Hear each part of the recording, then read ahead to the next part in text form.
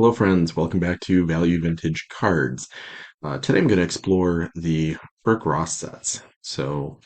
I definitely enjoy finding sets that are a little bit off the beaten path. This one I feel like is kind of a mainstream, not mainstream set. There's definitely a pretty good following to these. They're definitely well known. There's a pretty nice full set to them. Both years, they're 1951, 1952. Both years appear to have been distributed probably in New York because there's a pretty large bias towards the New York teams. So um, Yankees, Giants, Dodgers tend to be a pretty heavy part of the population. Both years have right around 72 cards issued. It is interesting how some of these sets, as they grow in popularity, sometimes there's almost like a open-ended statement rather than a period at the end of that because you never know what else could be found or discovered or is just unknown. But with this many graded and this many discovered, I think we're probably pretty set on that. 1951, just over half the set's baseball. The rest is a distribution of other sports and athletes. 1952, they have a baseball only issue, which is the full 72 card issue. Um, Population wise, you do see a lot of overlap. 51 and 52, I'm going to share a few that are in both. And then there's others that are 1 year only.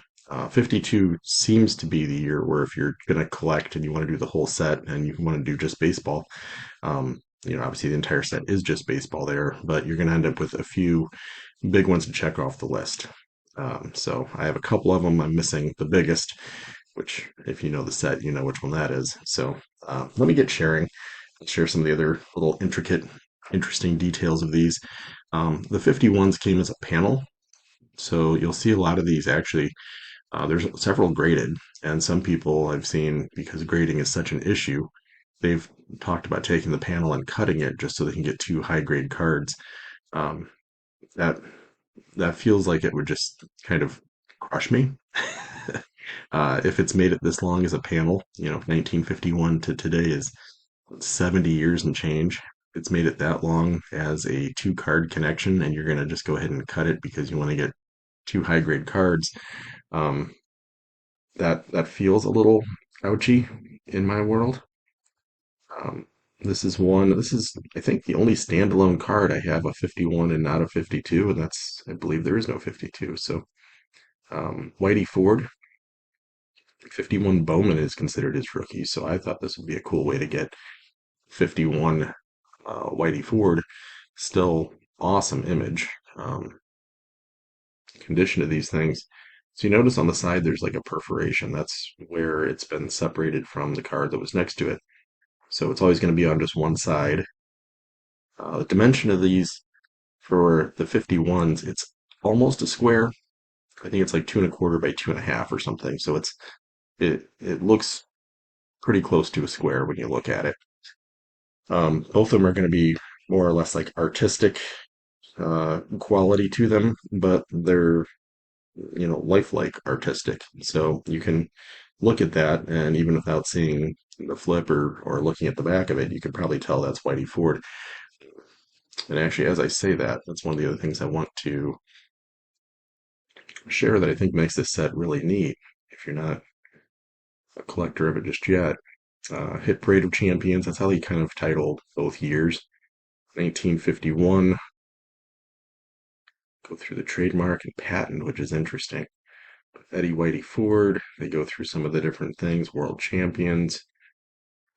They tend to give like the prior year, highlight stats kind of thing. Um, I think that's awesome. I think it's a great alternative to Bowman. That's considered a 4.5, even though it's got the perforation. The conditions of these you'll see as I share is sometimes interesting to try and understand. Um, the next one I'm going to share as a 51-52 combo. So that is, again, do you need the names? Like the rendering of it is pretty gosh darn good, right? It's clearly Yogi Berra. I think that's pretty phenomenal image. Again, the back is really neat. Hit rate of champions, there Yogi Berra. Goes through stats from the prior year at the bottom. 6'5", 190, St. Louis. All my St. Louis people know he's from St. Louis. 1950, hit 320 in 151 games. And then you see that next to, and actually I should show this side by side. So what you'll see on most of these is the exact same shared image, just with different levels of zoom, essentially. Um, 52, what changes is the dynamic of the actual card. So they put a signature on the front, Larry Yogi Berra, which is super cool in itself. So they're 4.5. I don't know what's in me in the 4.5s, but I guess that's my grade for these. You can see the kind of the like looking perforations, which is interesting because these were issued as individual cards, but obviously in the production they must have been torn apart because that's you can see that. You can see those little like tear off tabs, top and bottom. So interesting how that goes, but neat image. The colors, the likeness is tremendous. And that is definitely a piece of art. And then these go to being, as opposed to being just over 2 by just over 2, this is way more of a 2 by 3 kind of dimension. So this feels a little more like a card that we're used to. Um, if you overlap, you can kind of tell size-wise. Width, we're kind of in the same ballpark, but height-wise, if I try and match up the height,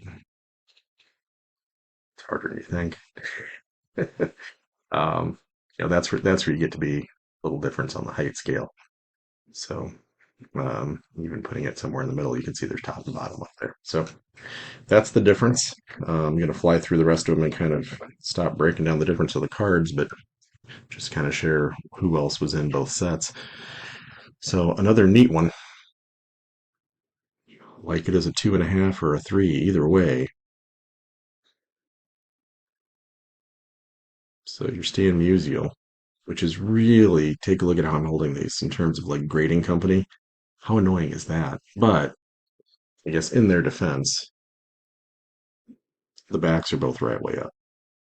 So it's really not SGC being a goofball. I guess it's really Berk Ross being a goofball. Because that when you flip that way to get the back right, and this one, I have to flip the opposite way. But in terms of image, be gosh darn cool, right? So great Musial and the year before. So it is interesting just to see folks that will say, like, I really like this year better. I like the 51s or the 52s. It's really kind of just up to your desire as to how much background you want, how much zoom you want, um, what exactly you're looking for. Sometimes you'll find players like this where people will say 51 was Maggio's last year, and 52, to me, 52 should be his last card, though, right? You always get the prior year stats. So if we look at it, there's 51, great image. The DiMaggios are amazing because it's tough to get playing days DiMaggios. This is the tail end, and these, they're not cheap, but they're not crazy either. And these are decent enough grades. What, a 2 and a 3.5. So they go through his 1950 stats on the back of that. So that's his last playing day year. And then 52, again, that change of dimension changes the image just a little bit. So it's a lot more zoomed out. You actually get a little bit of his legs, a little more stadium included with that. And taking a look at the back, it does include his 1951 stats, which would have been his real last season. To me, your last card is always the year after because you get the prior year stats. So I like having the 52. Some people say 51's his last year, so that's all they want. Everything else I have is just 52. So maybe I like 52 better. Maybe I just have a better checklist. Let's share a few more that are, I think, pretty great images as well. So Bob Feller,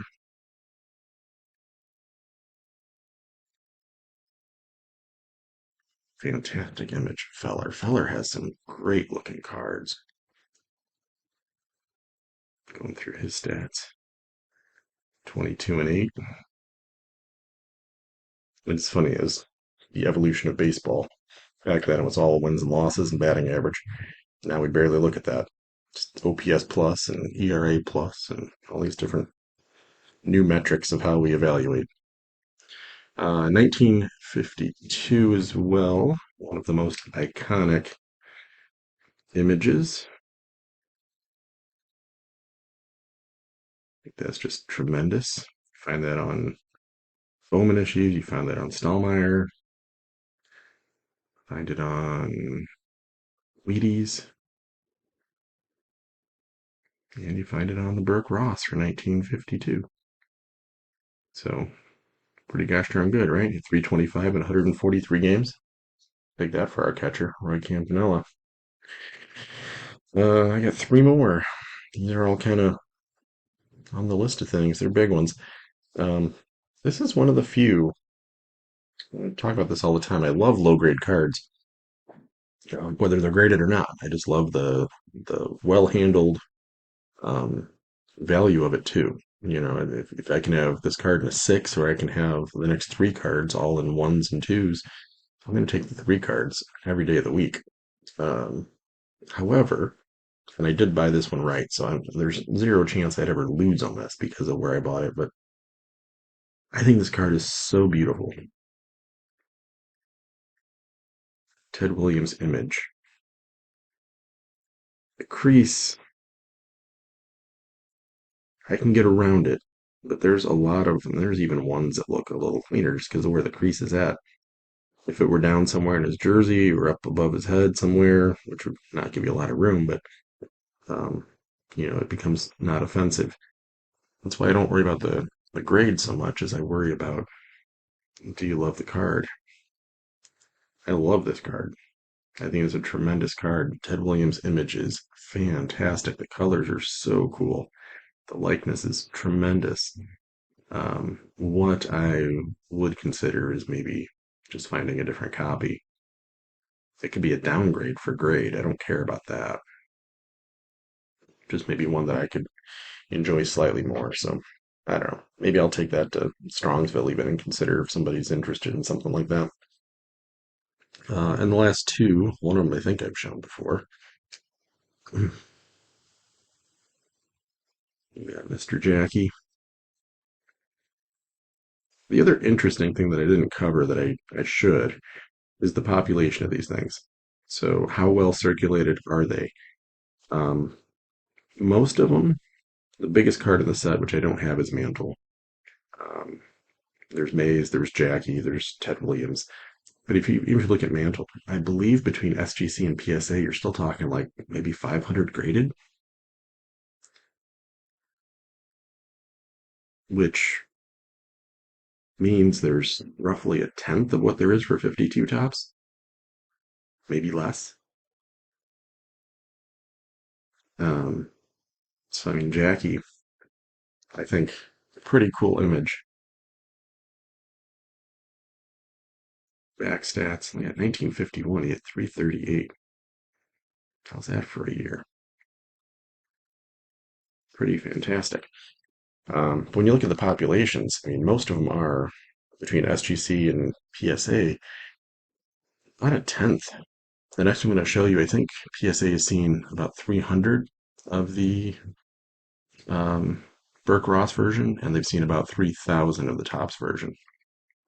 So, assuming all things are equal, which they're not, um, you're talking one tenth the population for the same year, and you're talking a lower value. So, to me, again, you're going, quote unquote oddball, but uh, if the Berk Ross is interesting, I think the artwork is amazing. So this is Willie Mays, obviously 1952 Berk Ross. Um, Value wise, you might be a little ahead of Bowman, and you're definitely behind Topps in terms of what you would pay for something like that, depending on the deal you find, I suppose. But population wise and size wise, that looks just like a Bowman type card. Image is amazing. In fact, it does come across as very much a real card. The back is legit, gives some stats. National League Rookie of the Year. So they even mentioned some awards and different things. Um, Happy to have picked this up. This is on my list, and I was just trying to find really kind of the right copy um, for grade and look and everything else. So that thing came available. I said, yeah, that's exactly the grade I want. That's exactly the right. What's wrong is just right. So that's exactly what I wanted. Absolutely love that card. So it's a little bit of the Berk Ross. Some definitely big names, big cards in the sets. Like I said, 52 has a mantle. If you're looking for maybe another uh, rabbit hole to go down, Berk Ross is a great one. There's a lot of other great stars. Richie Ashburn, Robin Roberts, Phil Rizzuto. There's some other neat ones within those sets. So definitely some neat variations. To the best of my knowledge, there's only a couple that have like error type variation. So you've got the Phil Rizzuto was issued twice.